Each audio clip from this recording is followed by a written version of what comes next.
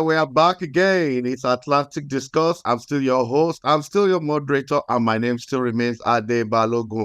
Yes, it's a very strategic period in the Nigerian democracy. Yes, I know I discuss Nigeria a lot.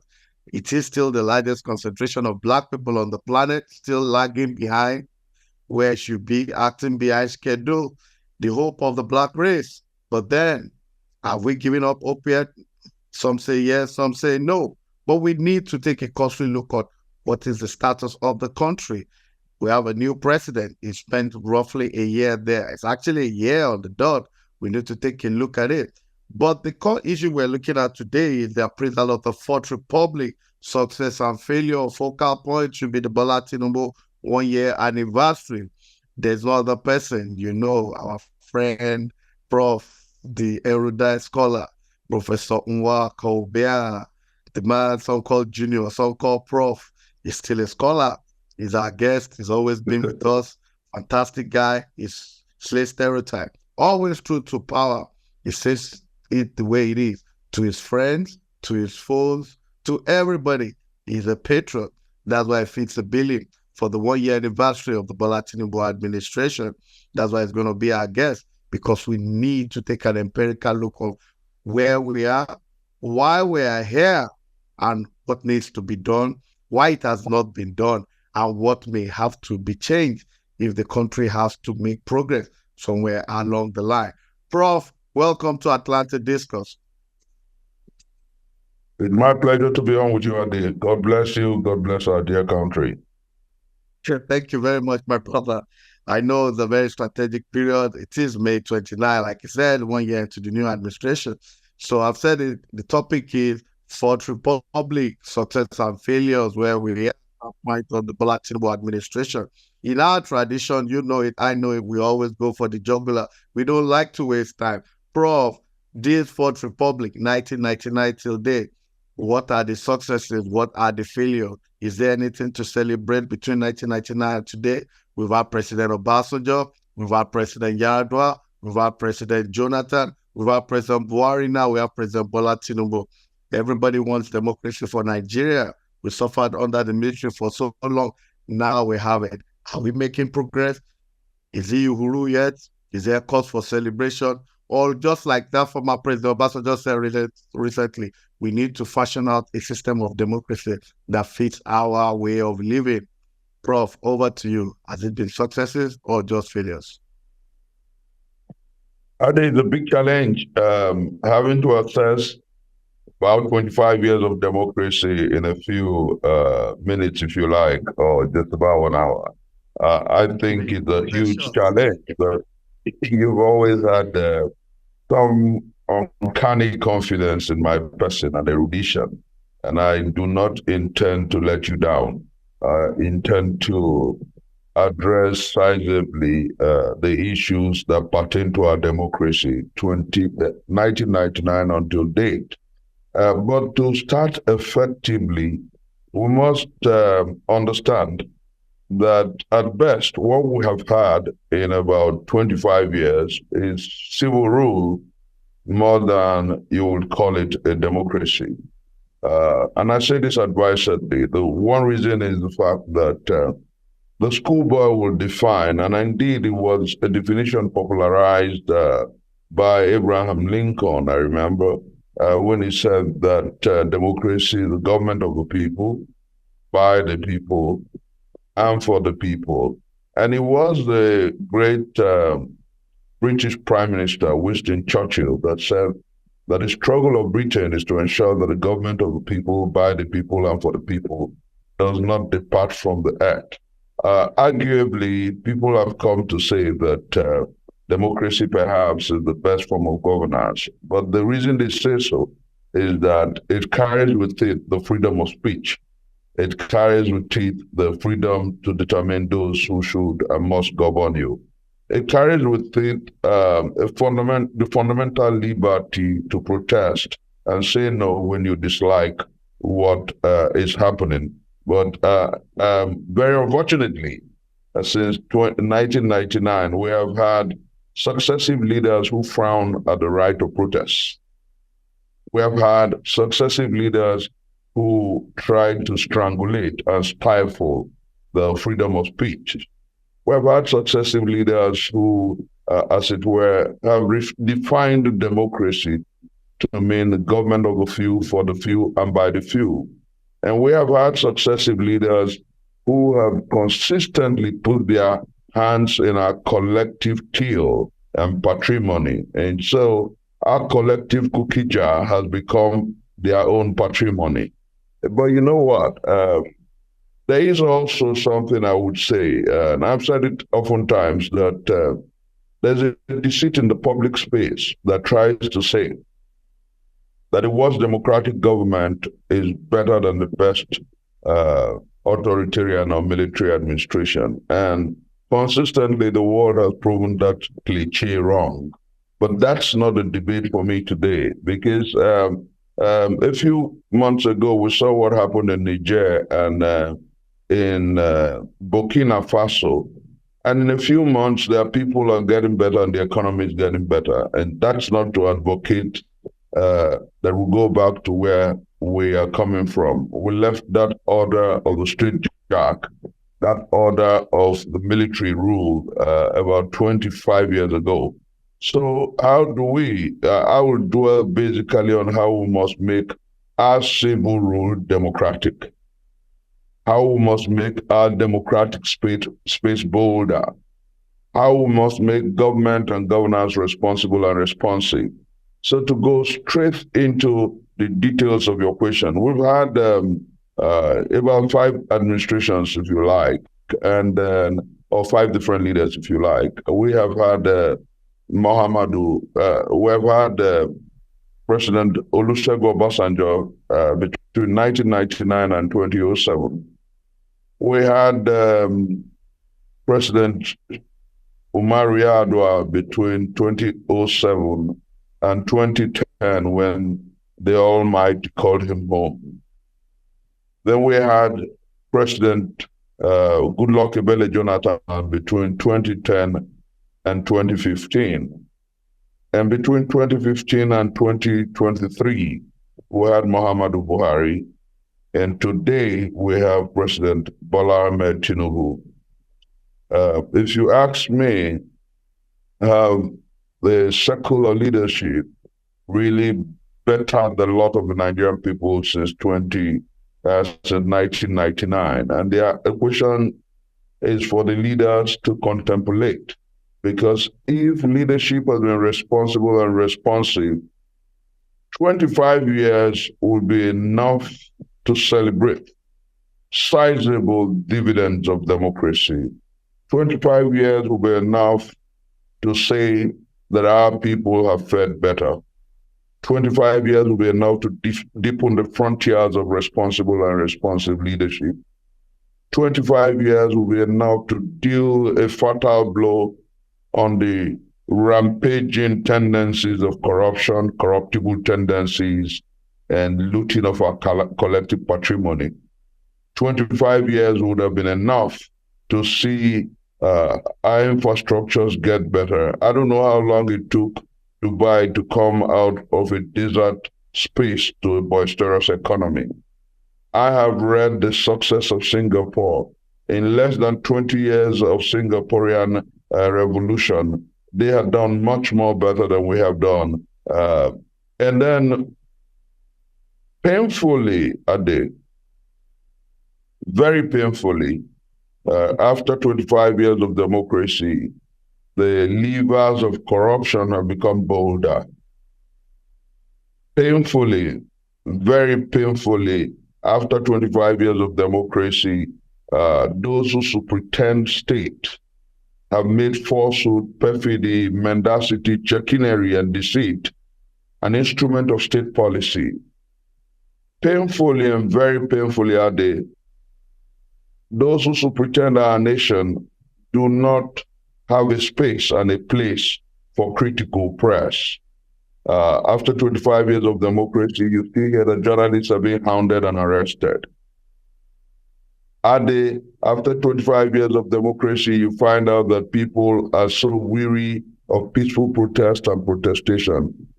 Remember what happened in 2020 when our young boys and young girls taught the world an exemplary feat in peaceful protestation at the Ikeja toll gate and the Lekki toll gate.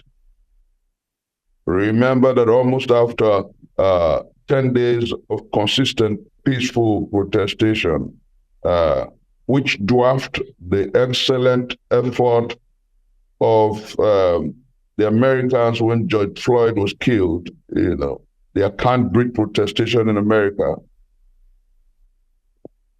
You remember what happened, that there were burning of places across America, lives were lost. The protestation went very violent in some states.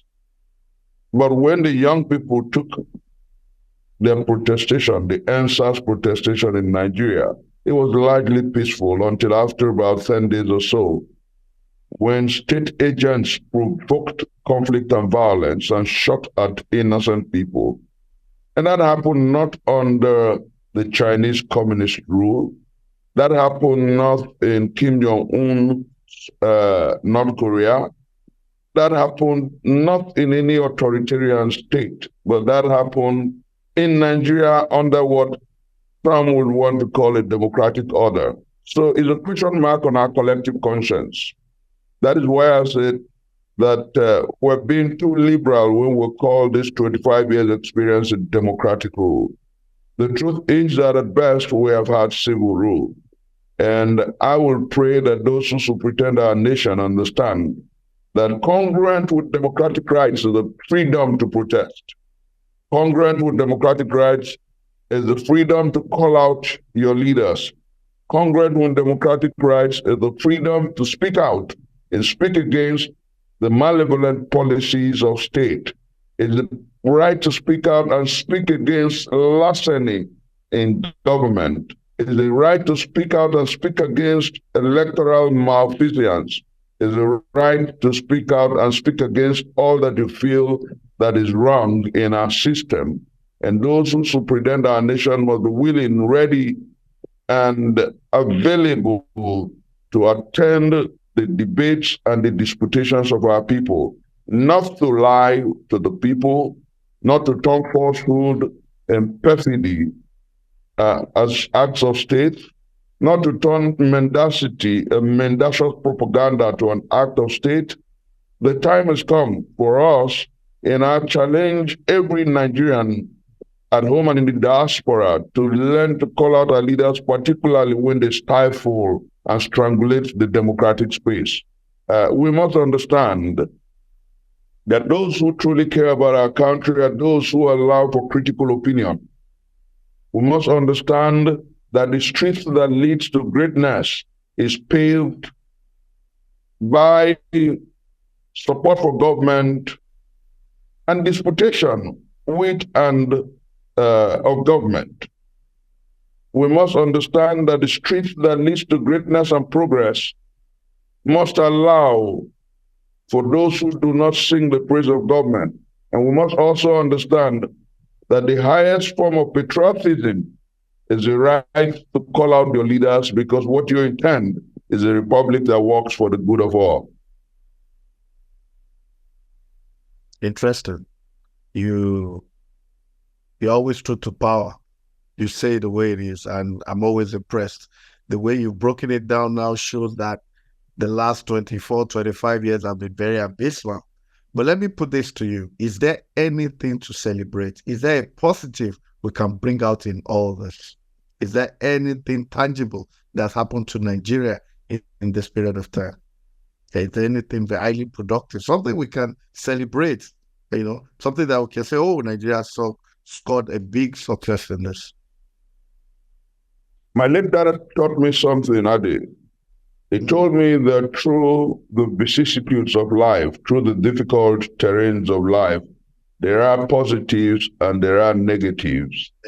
He also taught me at all points you have to look out for the beautiful moments that every situation has brought, whilst struggling to correct the bad moments. I can say without equivocation that we have had a few high points, a few profound points. I remember in 2001 when it was elitist to have a telephone. You remember, Adi, when you're in the streets of Lagos and you see someone with a mobile phone, you see Just him, line up. as duty. Yeah, you see him as someone who is so wonderfully made. When President Olusegun Obasanjo came and said, no, every Nigerian should have access to telephones and telephony. Interestingly, that became what we call the telephone revolution, the GSM telephone revolution.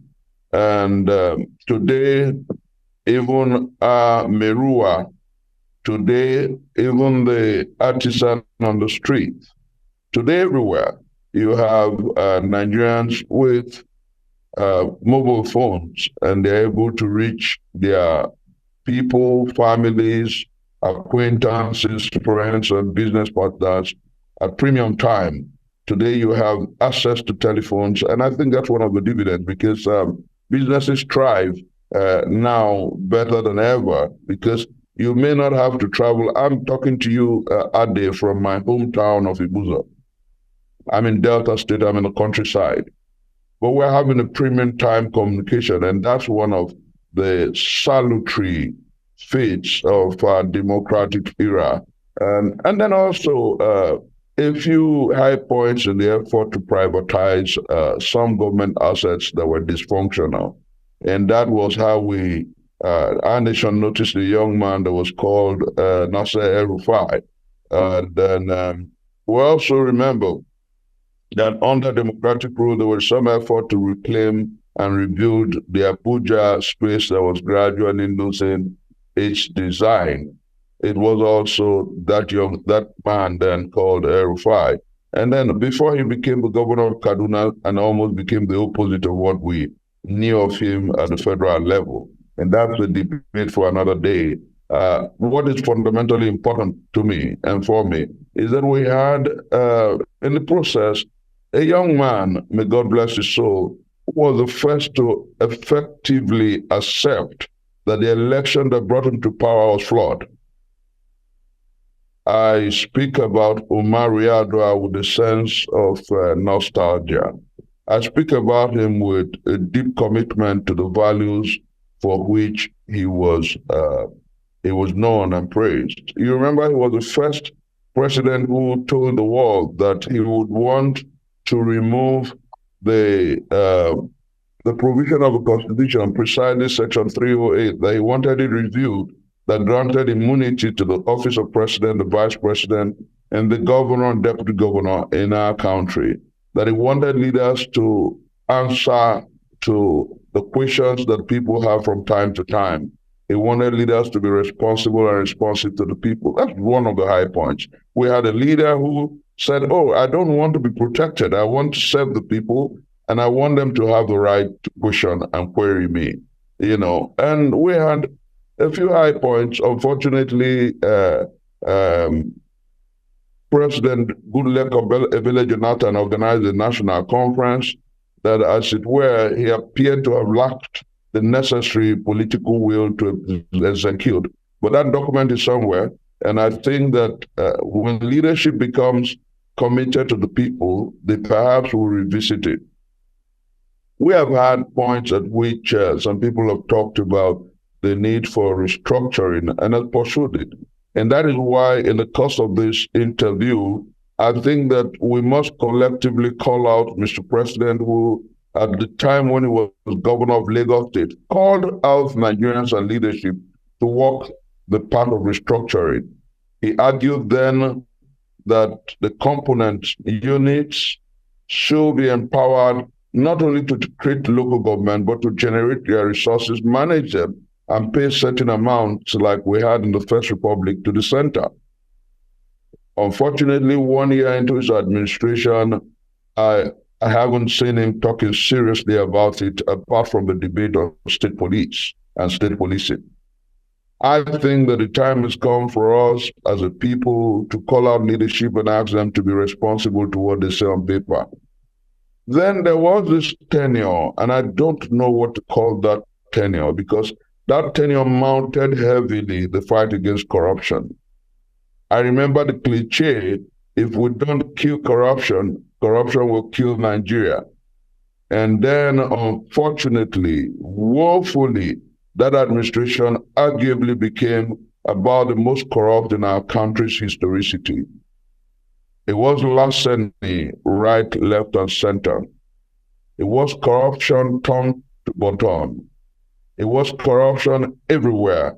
It is on record that a certain young boy who was his PA became a multi-billionaire, not in naira but in dollars, and nothing has been done to call that administration to order.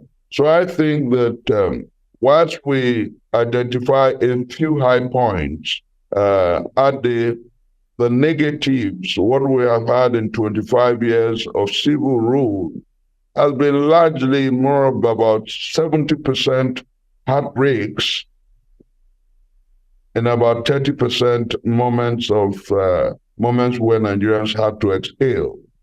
So the challenge going forward, as we mark 1 year of Bola Ahmed Tinubu's administration, as we mark 25 years of uninterrupted civil rule, as we'll call leadership to responsible and responsive action, and as we ask leadership to deepen the frontiers of democratic rule, what we largely have had are moments of pain, pangs, and angst. Interesting. Well, I want you to do an evaluation for me, an empirical one. You've done it in another way, but I want you to evaluate the presidents we've had from 1999 till date. You've done it systematically, but the way I want you to do it is between President Olusegun Obasanjo, between Umaru Yar'Adua, Goodluck Ebele, Jonathan, Muhammadu Buhari, and Bola Ahmed Tinubu. In your own way, with your parameters, I want you to rate who has been the best amongst them, who in your opinion is the second, the third, the fourth, and just use your own parameters. How do you rate who has been the most successful thus far? Well, let me say that clearly, Adi, in the few minutes that we have had to engage on this interview, you can tell who perhaps have tilted the pendulum best in favor of the people. We can tell who arguably has done profoundly in pushing the national narrative positively. We can tell who has done relatively well in moving our country away from the nadir to promise. We can tell who exactly has made democracy, pardon my choice of word, a little better. But I want to say, without equivocation, that in our democratic voyage since 1999, arguably, former President Olusegun Obasanjo perhaps will come tops. He came with quite a lot of revolution. He came with quite a lot of ideas to make leadership responsible and responsive. I did talk about the revolution of the sector of telecommunication. We saw a few very proactive and progressive efforts at restructuring the business sector due to privatization. Then also we saw low points in the privatization policy where some national assets were sold, undervalued and sold to cronies of government. But by and large, you remember he created under his watch the EFCC, Economic and Financial Crimes Commission was created. The ICPC, Independent Crimes Commission was created. You remember also his efforts at ensuring that through the CBN governor then, that we had a stable financial sector where the banks were recapitalized and the spate of banks closing suddenly and people losing their monies became largely history. And so I think that in the 8 years that he superintended our nation, he did largely, I can score him about 50%. Then we saw a man whose tenure perhaps would have perhaps dwarfed every uh, every leadership in our historicity, but it was brief. I remember how he came up and ensured that he was able to handle issues of militancy that gained life and traction in the South through the amnesty regime. I also remember that he was bold enough to admit that the election that got him to power was flawed and mortally incredible. And he said to Nigerians that he admits that that election uh, was not only unruly, was unfair, and largely the people had said that it wasn't free and fair. And he began the process of constitutional amendment and electoral act amendments. He started the process of calling for a responsible and responsive electoral regime. I also remember that he talked about the need for transparency and challenged that he was going to the National Assembly to ensure that his administration, under his administration, the immunity clause, Section 308 for uh, public office holders, would be history. Unfortunately, death took him away, so most of the promises he held out could not come true. So largely, I would say that if you were to compel me to score him, I would say on policy problematic, he will pass for 48%. And I'll tell you why.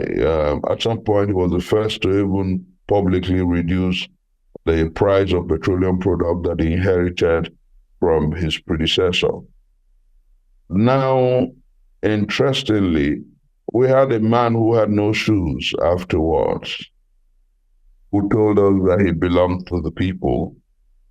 And for about the 5 years that the Almighty God gave him benevolently, he threw governance to a few people whose tendencies and leadership were largely me, myself, and I. We remember his ministers who thought that government was some kind of laissez-faire. You just come, take, go, give our collective patrimony to a few people. Remember the stories of Desiani, Alice in Maruoke. Remember the stories of Stella Odwa and several other people. And the stories are bold, daring, and leaves us with tears in our eyes. And at some point, Nigerians said we wanted a new order and a new republic, and galvanized around a former military leader who had told us that he was largely an anti-corruption czar. But if I am asked to score the Goodluck Ebele Jonathan regime administration, I would say 40%. Now thinking that we could bet a new order where leadership is responsible and responsive to the people, thinking that we could bet a new order where people, the lives of and primacy of the Nigerian people will be treated with great respect, thinking that we have a new order where the man who was a retired general could leave the talk and protect lives and properties. Because don't forget that under the Goodluck Jonathan administration, we had a return of conflict, insurgency, and all that in dimensions that were monstrously annoying and heartrending. Don't forget Ade, the Chibok girls. Don't forget, I think it was under him that we had monumental kidnaps of schoolgirls and people, and then a large chunk of the Northeast region was taken over by bandits and insurgents. So it was a terrible era in terms of security. Then somebody came after him who we thought that because he was a general, because he's from the North, because he understands the terrain, because at some point they said he had fought the Maitasine and all that he was going to protect our people. Then, boom, like a thunderbolt, the security architecture of our country almost totally collapsed. It became a republic where kidnap or ransom, apart from political thieving, corruption, and larceny, became the biggest business in our country. Government was stealing, and those in government were stealing. Bandits were on the run. and running roughshod over our country, taking over territories, killing and abducting people in exchange for money. That government was a massive failure on the three scores that it came to power with. That government told us that it was going to protect lives and properties and ensure security. Failed. That government told us, that it was going to open up our country with business and investment, and along with the failure on national security, transparency in the area of doing business had a large question mark, and so that government failed on the second score of opening our territories and building confidence in the business sector. Sadly, that government also failed in fighting corruption, which was one of the major keys upon which that government was brought to power. So as I talk to you, I don't know whether to score that government 15% or less than 15%. But historically, Nigerians will judge that administration strongly because some of us who supported that candidate, I personally withdrew my support in less than 2 years of that administration. He was sworn in 2015. As of 2017, I had started becoming extremely critical of that government. And some naysayers said, oh, I was critical of that government because that government did not give me an appointment. And I said, well, why will Nigerians always denominate critical thoughts on the altar of Naira and Kobo? But eventually, a few years down the line, the cash TVs, permit my choice of words, the cash TVs who thought that they must defend the Mohammed Buhari administration came around saying that, Prof, Chris Nwokobia, you must have been a clairvoyant when you withdrew your support of that administration very early in the day. And I said to Nigerians and those who cared to listen to me, that my late dad told me that when you see people on the dance floor, the first few steps that a man takes will tell you how badly or how very well the dancer will perform. And it was clear from the fact that it took the government almost 7 months to constitute a cabinet that it wasn't ready. It was also clear that the fact that that administration could not truly cut down the cost of governance and could not stop corruption sizably, that government wasn't prepared. And for 8 years, it was topsy-turvy. For 8 years, it was higgledy-piggledy. For 8 years, Nigerians truly walked the path of regrets and kept saying that if Muhammad Buhari knew that he wasn't ready to govern, why did he put himself out? That government in our nation historicity is about the worst. And I say this without fear of perilous critics. Now we have an administration headed by President Bola Ahmed Tinubu. 1 year down the line, somebody has said that it does look like a Kabu Kabu enterprise on course. It just looks like push and jet on course. It just looks like policies without effective thinking. And I say with all sense of respect and humility that I expect Bola Ahmed Tinubu, knowing his antecedents whilst he was governor of Lagos State, not as though he did magic, but because he called for restructuring and policy articulation that will favor the enterprise called Nigeria, I expect him in the least to walk the path of restructuring. Because if he does that, the many challenges of government will be reduced sizably.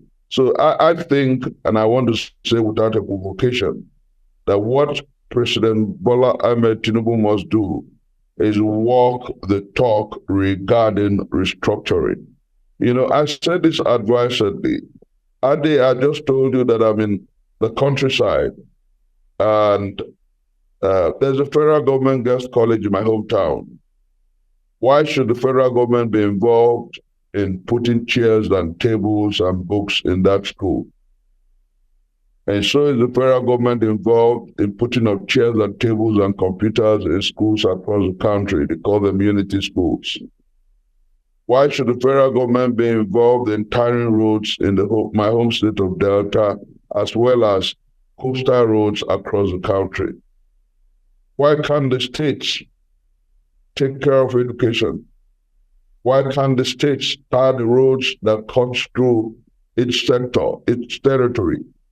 Why can't the states take care of healthcare effectively while the federal government concentrates on defense, policing at the federal level, currency and exchange, foreign policy, and a few other normative that affects Nigeria vis-a-vis our interaction with the other parts of the world? Why can't the federal government leave most of the items in the exclusive legislative list? And I say this advisedly. No matter how well-intentioned the leader is, if you have this present structure, this present meddlesome structure at the Nigeria will continue to fail. Nigeria will continue consistently to be on the free fall. Because my late dad said to me, maybe that's my native name, that the leaders in this country will continue to fail until there is some sense of ownership in this country. That no nation runs without a sense of ownership, Ade. And I'll tell you what I mean.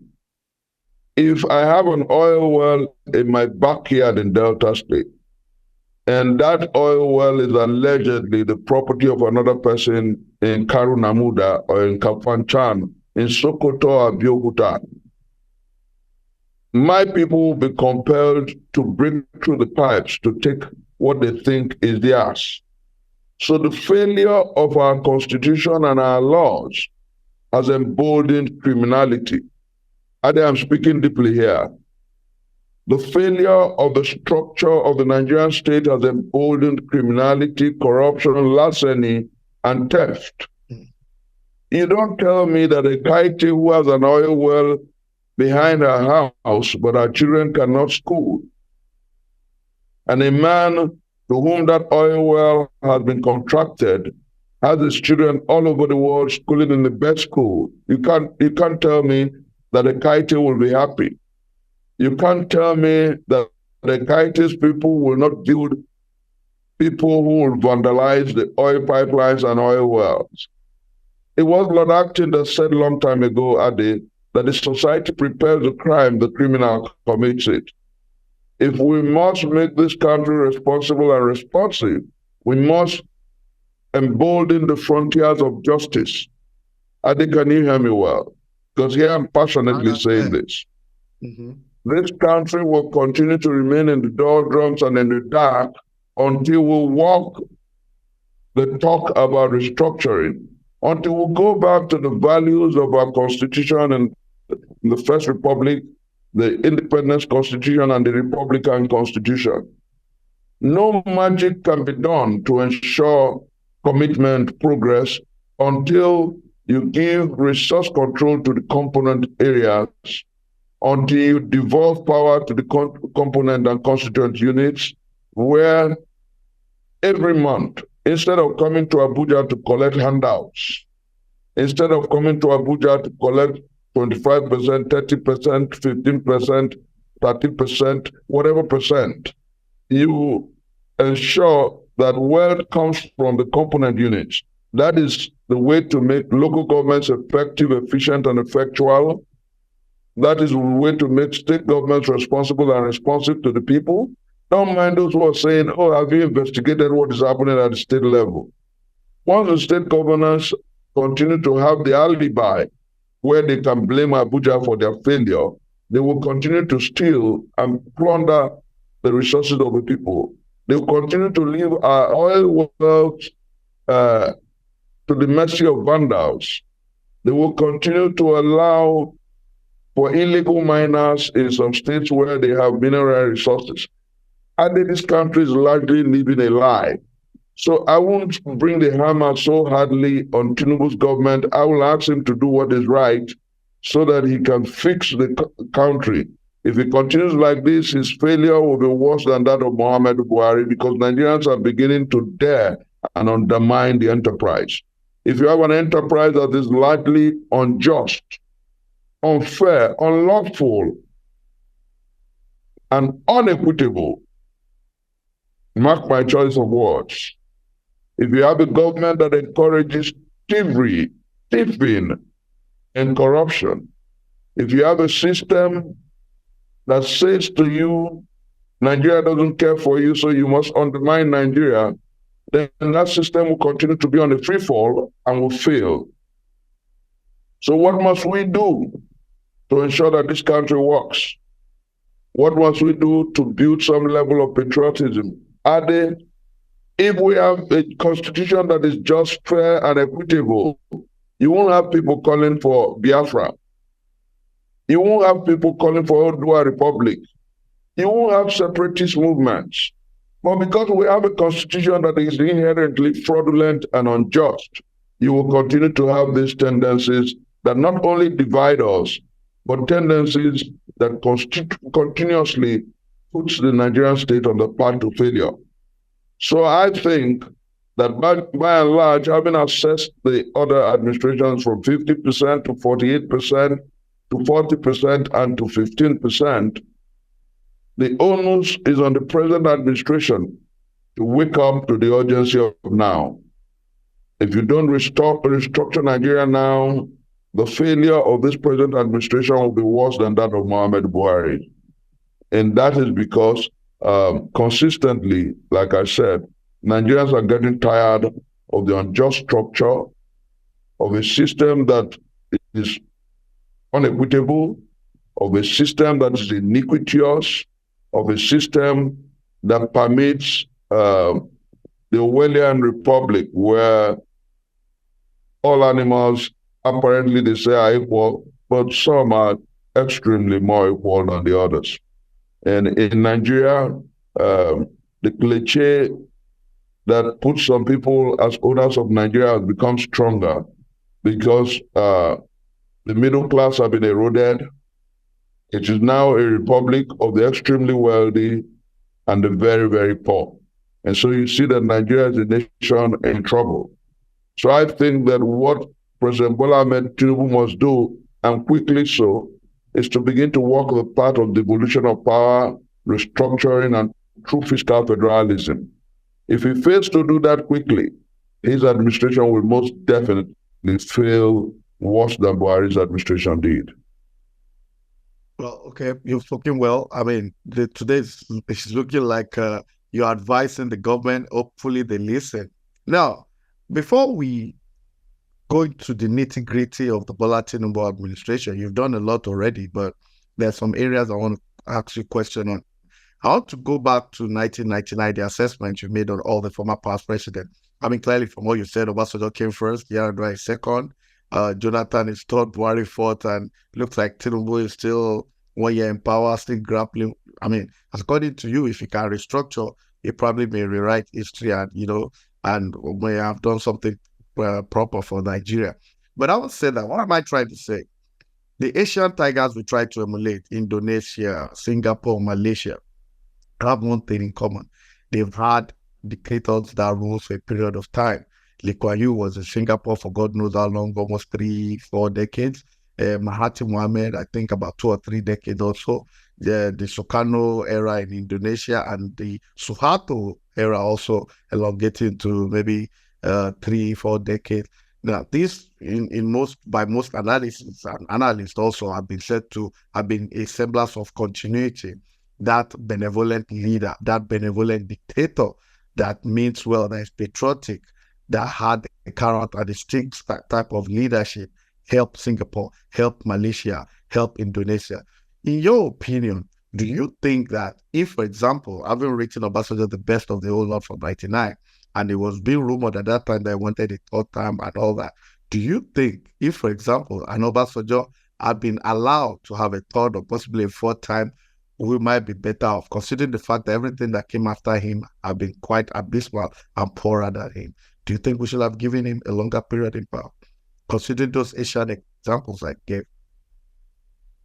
Deep question. The answer to that, the very deep question, very erudite question is also in that question. Let me say clearly that the Asian tigers that we referred to were the handiwork of benevolent leaders who were largely, permit me my choice of word, largely undemocratic. Rights were stifled, but they kept their eyes on the ball and they kept working on their nation. And it took years, years. But I said in my opening remarks that in less than 20 years, Singapore had taken shape after its breakup from Malaysia. Now, what we have here, and which is very deep added, is the fact that some would say that, oh, if Obasanjo had continued, had he gotten the third term, it would have been a better nation by now. But I want to say that here we have the internet age. My late dad told me something very instructive long time ago when we started accessing Google and several channels of communication. Yahoo was very popular and all that. And he said to me that the internet hasn't made the world a global village. It has made the world a tiny bedroom. Now, what am I trying to say? That leadership across the world has become easily accessible. And, if President Obasanjo had continued and effectively allowed the democratic process to produce his successor, permit my choice of words, if the electoral process had become free, transparent, and fair, such that not the big bosses giving you leaders, but the people throwing up leaders, you find out that successive leadership would have been responsible and responsive to the people. Am I communicating? You find out that leaders will understand that they get their rights to govern directly from the people. And that makes responsible leadership the minimum.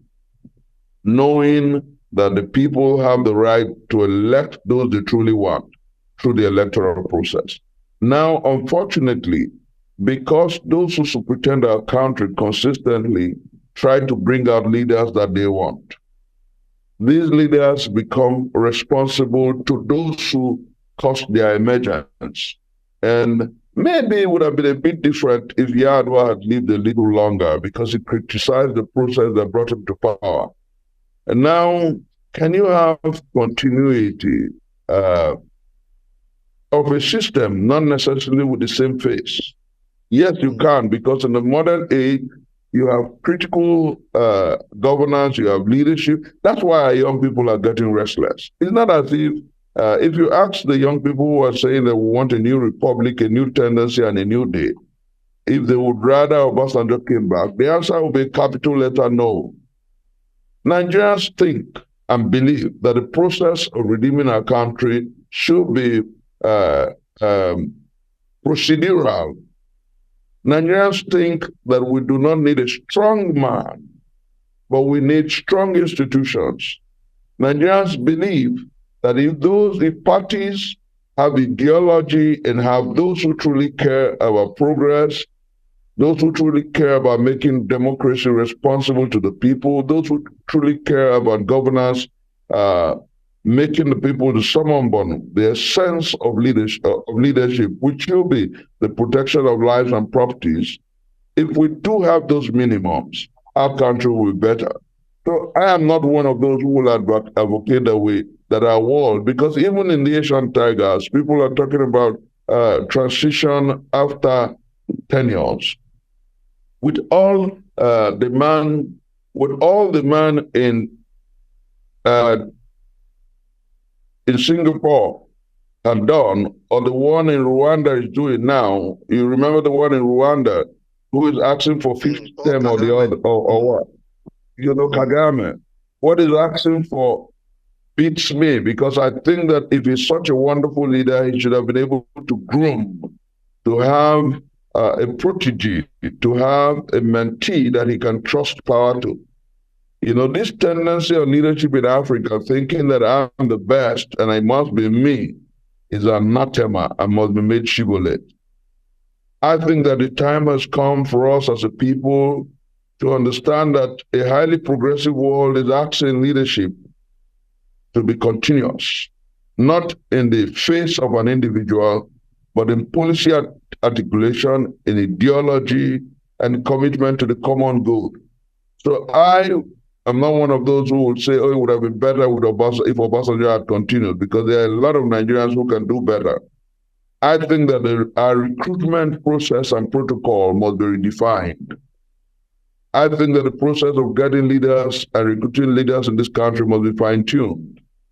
I think that leadership must become responsible and responsive to the people through credible electoral process and protocol. And my advocacy as we walk towards 1 year of Bola Ahmed Tinubu's administration is for him to come straight to the Nigerian people, first to apologize about the election that brought him to power, which was largely flawed, and Nigerians still have refused to grant his administration that sufficient credibility that builds confidence. Mark my choice of words. I will live to be 100 years old holding those words fair and strong. That if this administration had apologized perhaps for the electoral larceny, for the strangulating of the democratic space that brought Bola Ahmed Tinubu to power, if this administration had begun by saying to countrymen and women that they will ensure that there is a fundamental review of the electoral process and begins with punishing the electoral umpire, Mahmoud Yakubu, who superintended the worst election in our historicity, rather than giving him a term renewal. If this government had begun by raising questions about the credibility of the electoral process, perhaps this government would have been able to attract some level of confidence and love. Perhaps this government would have been able to attract some level of confidence and trust. Perhaps Nigerians would have been able to say, okay, let's give him the benefit of the doubt because he has started relatively well. But so long as this government continues to look at us and think that we have no right to say to Mr. President that you truly did not win the mandate of our people, if this government continues to look at us like as those who do not like Mr. President and personalize our critical opinion, if this government continues to gaslight, using the obedient word and the words of the Gen Z generation, gaslight the people and think that everything will just be business as usual and normal, then consistently this government will continue to erode the little confidence that the people otherwise would have had in it. So I think that the first key, like I told you, that in that question was embedded the answer, is for leadership to first begin to become responsible and responsive to people, for leadership to understand that in this age and time, people expect ideological tendencies in governance. People expect continuity, not on human faces and names, but institutional growth and development. We want strong institutions, not strong men. We want men and women who rise to power through transparent recruitment processes. That way, the consistency of governmental growth will be sustained because the people will become the summum bonum.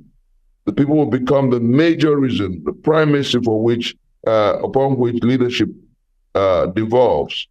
But for as long as a few godfathers and quote unquote, those they call owners of Nigeria determine those who become leaders in this country, for that long, our quest for a new republic that is responsible and responsive to the people will be like the wait for Godot. Wow. Prof, once again, you always live up to the billing. But let's put this to you. I mean, on the Bola Tinubu issue, let's talk about Bola Tinubu for some minutes now. Well, it's clear that they've started poorly. There's nothing to be diplomatic about. I mean, I wasn't expecting too much, but I didn't know it would be this abysmal.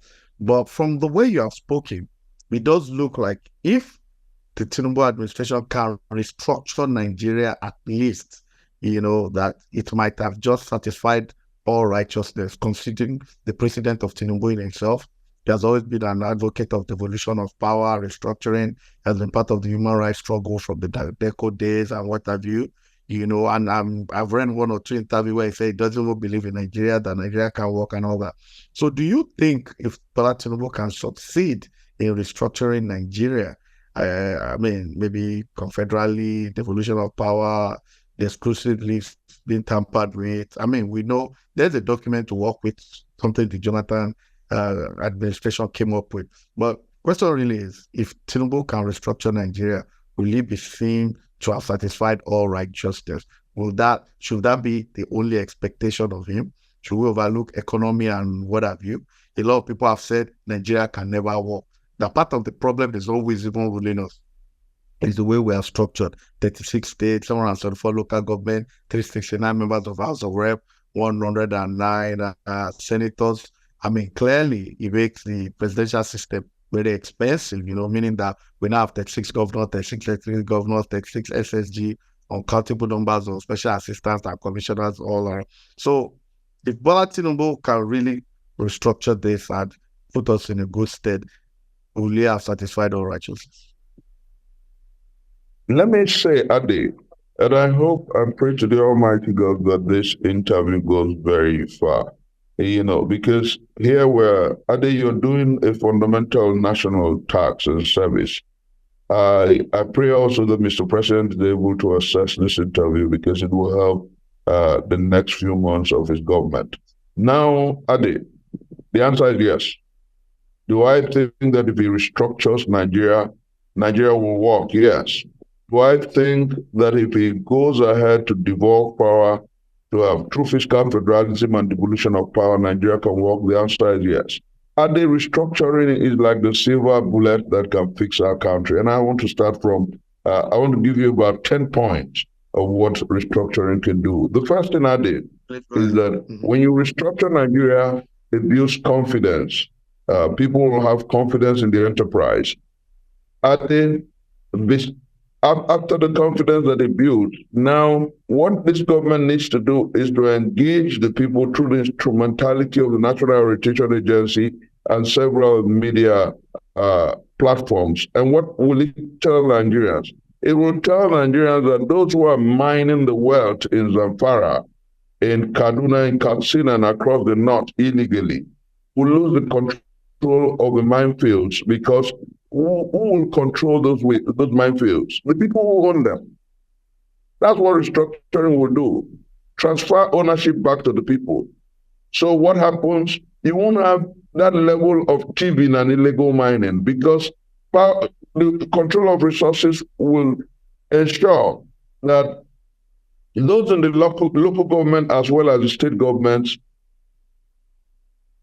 vet whoever operates in their minefields, in their oil wells and oil fields, have documentary evidence, because they know that not only will the monies that come from that enrich the local government, the state government, and the federal government, but they will also understand that whoever is operating within that space will have corporate social responsibility, so our local governments will be better.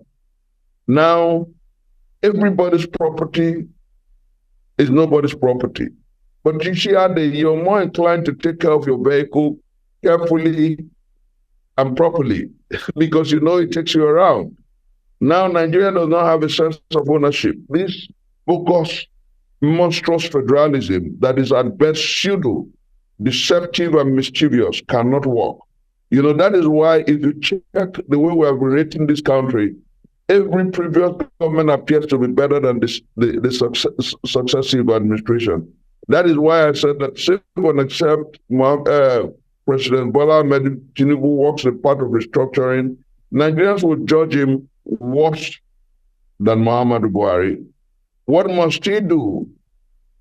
Begin quickly, hit the ground running immediately after his anniversary speech to work on restructuring this country. Because number 3, after control of resources that will make people vet whatever happens within their locality, confidence building, what will restructuring do?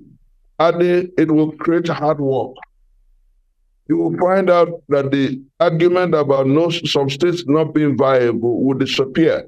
Because the first question I ask you is, What mineral resources does Singapore have? What mineral resources does Japan have?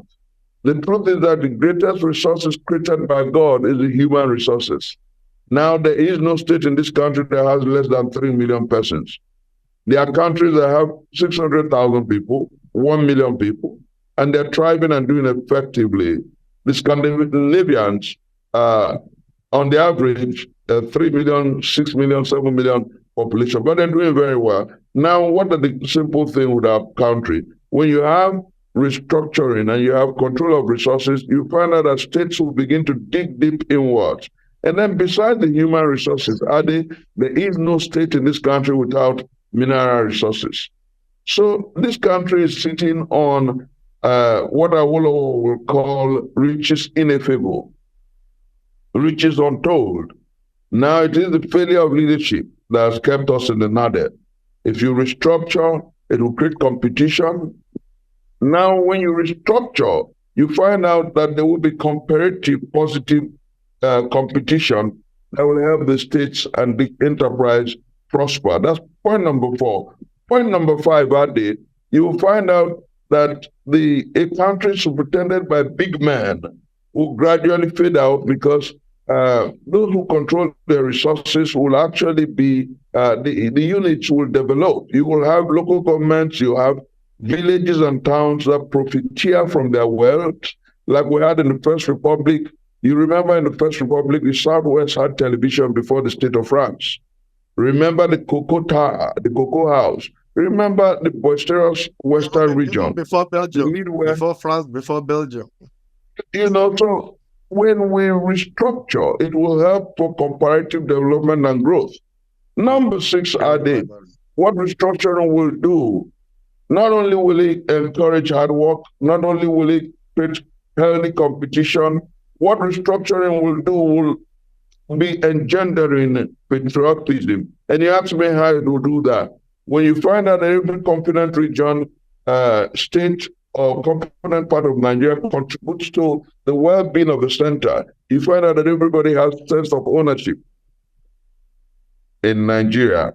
And you find out that the process of recruiting leaders will change because people will be interested in what truly happens at the level of Abuja, knowing that no longer Abuja giving us money, we're the ones who give money to the running of the federal government. Now, at the point number 7, fundamentally importantly, you did talk about how it will impact the economy. Do you know what hard work does to an economy? Do you know what resource control would do to our economy? I think that the best way to fix this economy is to restructure. It is not just about calling Cardozo, Edu, and Co. to a meeting superintended by the vice president, who is the head of the economy. It's about ensuring that every sector in this country thrives. Let me tell you one of the things restructuring will do, Ade. What it will do is to ensure that all this nomenclature and normatives about decentralizing power will disappear. You find out that the Southeast perhaps will say that the states in the Southeast will collaborate and use coal to generate power. Don't mind those who are deceiving us. America, the second largest way of generating power in America is coal. Then you have wind in the north. You find out that the northern states will collaborate to use wind and hydro. You find a lot of waste in the Southwest and the former Midwest, the Edo Delta. You find out that people will be thinking about using waste, industrial waste, human waste to generate power. You find out that this issue about not having enough energy to power economy will gradually disappear because every component region, knowing that it is incumbent on her to develop her territory, will devise ways of improving the energy sector. So it will impact the economy. Now, number 9, fundamentally, besides impacting the economy and having restructuring engender industry and hard work, what it will do is put Nigeria as a country that is true to what it says on paper. If you call your enterprise a federation, then it must run like every other federation in the world. You don't give handouts to the states and call your system a federalism. Nigeria is a lie on paper. So number 9 will defeat that falsehood that keeps our country down. Then number 10, very importantly, Adi, do you know what it will do? It will save our cities, because so many of the people who are not doing anything in the cities, it will help reduce crime. We'll come back to the component regions who now control their resources and get gainfully employed or help drive the process. It will come with state police. It will reduce crime. It will come with community police. It will reduce crime. Because, let me give you an instance. There's no traditional ruler in a state that doesn't know the flashpoints in this community. They will collaborate with the state police, with the community police to ensure that our country is safer. So restructuring is perhaps the silver bullet that Bola Ahmed Tinubu must load in the chamber if he wants this country to move. Restructuring is perhaps the best way to walk. And I pray he understands that reality.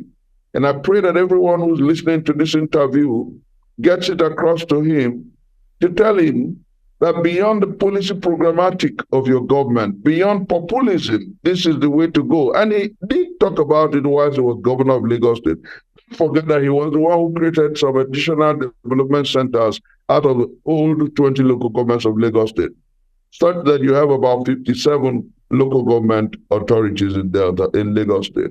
So if he understands that you must devolve power, if he understands that you must take power to the constituent parts, he must understand that the way to make this country of over 960-something thousand square kilometers work is to ensure that you devolve power, diminish the control of the federal government, concentrate on defense, currency, foreign policy, and the likes, and allow the component parts manage the economy and everything that affects governance. That way, he will become the hero that if he truly wants to be remembered for good, Nigerians expect of him. Yeah, I think that's the way to go. And I think that will be the best speech of his administration if he addresses Nigerians on the 29th of May or perhaps the 12th of June and tells Nigerians that he's going to hit the ground running on issues of restructuring. And let me tell you, Ade, those who are throwing up arguments about the not being uncomfortable with this normative are being smart by half. And they're being smart by half for 3 reasons. The first one is that the North is arguably the richest space in this country. They have gold, tantalite, uranium. They have every resource that is necessary to make life better for their people. But because the big men in the North allow for criminality, because they allow people to mine their resources for their selfish end, the people are left in poverty. The economy is bare-chested. The economy is in trouble. So we must engage our brothers and sisters in the North and tell them how well restructuring will help them. It will cause a return of the pyramids of granite in the North. It will cause a resurgence of the wealth in heights and skin. The over 180 textile companies that have gone kaput in the North will return. What it will do is engage our brothers and sisters in the North and return the great wealth of the North to their people. And ultimately, like I said, it is a silver bullet, and this country needs to walk that path. Wow. There's nothing more to add. It's supposed to be a discussion, but you've just hit the nail on the head, crossed the T's, dotted the I's, spoke true to power in your usual tradition. He went for the focal point. It is clear that this government is going to have a lot of difficulties, especially the way it got to power, issue of morality and what have you, the way power is more favored, tilted to the North. They have larger legislators and all that. But there's a silver lining and there's hope at the end of the tunnel. And the key thing there is restructuring. Nigeria has to be restructured. The country is battered almost beyond repair. And I think I agree with the like of Sonny Lambe, you, the Chidi Odinkalos of this world, the Professor Tommys of this world, the Professor Itwas of this world, all my past guests have said it, that we have failure of leadership. That this is a time for Bola Tinubu to show real leadership, to to walk the talk. He has always been a proponent of restructuring. There's really little or nothing he's going to achieve in the next 3 years because he can see that governing Lagos is different from governing Nigeria. The situation is really bad. His predecessor was most abysmal. I mean, it's one of the worst we've ever had. Buhari was a shock to the system. And the way he is going, if his care is not taken, it might be worse than Buhari, which, of course, for Nigeria will be very, very sad. Whether it's a silver lining, Nigeria needs to be restructured. If that is all Bola Tinubu is going to offer Nigeria, then so be it. And I think that will really change the dynamics for Nigeria in all entirety. Thank you, Prof, for coming. But I'm not going to release you without asking this question, and it was about, I read something you said about when you're, I know you're pro-OB, yeah, no, you're not obedient, but you were in the Labour Party Presidential Council in the past. And I read something you said about you were against the way Peter Gregory supported Abure and all that. Can you put some clarity on that statement for the purpose of our viewers? And the second question, before you go also, so you can put it together, you said that you're supporting Aso Ighodalo of PDP in Edo State and not Olumide Akpata in Edo. Why is this? So can you just give us some clarity on those two issues? Interestingly, Ade, I think I love this closing issues. The first is that in my tweet that gone pretty viral regarding my relationship with Peter Gregory and what is happening with the Labour Party. I think that I did challenge, and in several fora, I said to the leaders of our party that what we must do is to make our party responsible and responsive. If we want to fix Nigeria, then we must first fix our party. You must fix the vehicle that takes you on a journey, or it will drop you midway. So I did challenge Peter Gregory to look the way of an efficient and effectual reconciliation of the issues with Labour Party and ensure that the monumental larceny, corruption, and charges of untoward conduct against the erstwhile chairman of the party, Julius Abure, it's investigated and dealt with. And I also challenge him to withdraw his support for him, because if he truly wants a country that works along the line of true decorum and decency, Abure isn't they want to support. And well, some people came out and said, oh, that was too harsh. Since I had personal access to him, I should have corrected it. But I want to say publicly that the Holy Book says that open rebuke is better than secret love. When you try to assess people privately every so often, and it becomes impossible because they are either surrounded or ensconced by sycophants, what you do is call them out so that they can begin to retrace their steps and know where they perhaps have gone wrong. And I think that since that outing, since that information went viral, he has largely withdrawn his support, or the body language that gives some tendency or blessings to the Abure administration. And the Labour Party, in concert with the TUC, the Labour Union, NLC, TUC, and the stakeholders of the party have come out with an arrangement that is fixing the party already. We have a transitional council headed by a former Labour leader, Abu Walid Omar, and we're working on fixing the party and making the party the most attractive in our country. We're working at ensuring that Labour Party is responsible and responsive to the people. We're working at ensuring that we have a new order and a new republic in no time, because there will be an election, an all stakeholders election, an all-inclusive election through the protocol of the National Convention, beginning first with congresses across the states, and then in 90 days, we'll have a brand new Labour Party with leadership top to bottom that is responsible and responsive to the people. So some people have asked me to what end or what is the benefit of what you did? And I said the benefits are everywhere. The process of having a brand new Labour Party that is responsible and responsive to the people is ongoing. The process of ensuring that Aburi totally ceases to be the chairman of Labour Party is ongoing. And the process of ensuring that you have a party that is attractive and that can win elections is ongoing. And that's, for me, commendable. And interestingly, Ade, I'm not the only one who called out Peter Gregory. My brother and friend, who also was a spokesperson to Peter Obi in the last election, Kenneth Okonkwo, also did the same. And he has said to Nigerians that he wants a Labour Party that is credible. And that's been our passion and our commitment. So on that, my unalterable commitment is for a nation that works based on same ideology, the Christian's value of justice, equity, and fairness. That is the leg on which my support for Itwai Godalo in Edo State is predicated.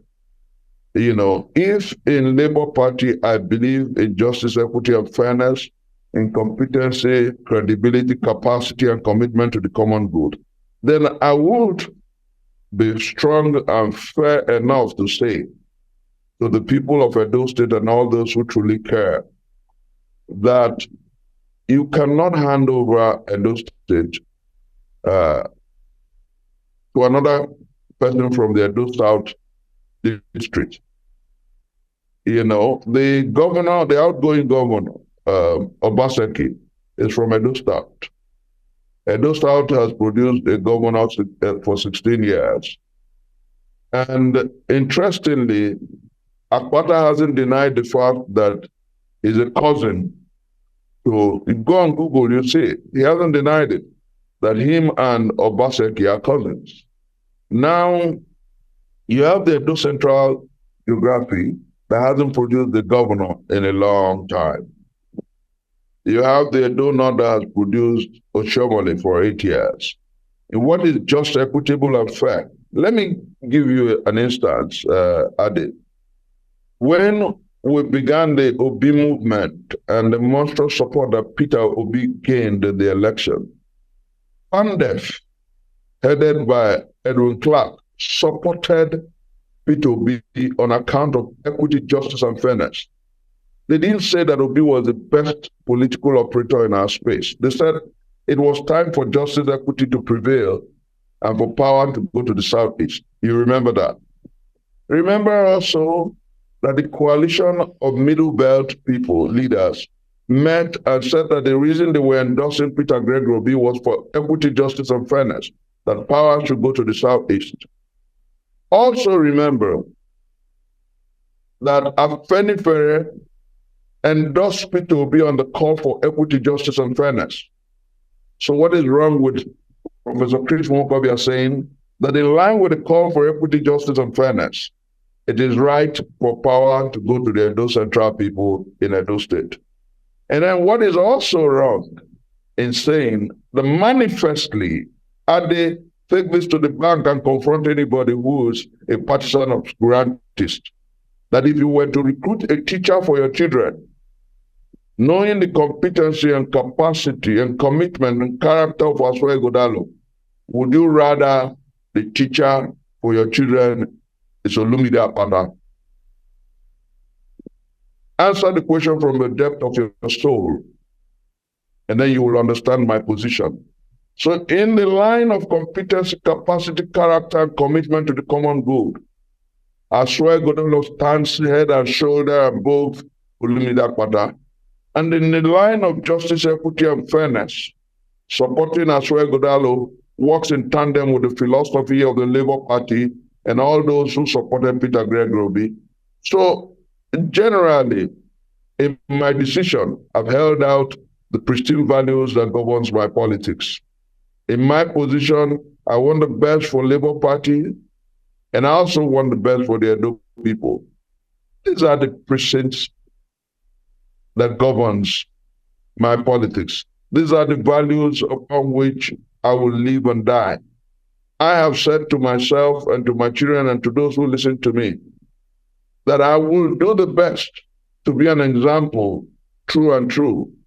I will not leave. And come to think of it, in the last election, Peter Gregory did not support the Labour candidate in Enugu State.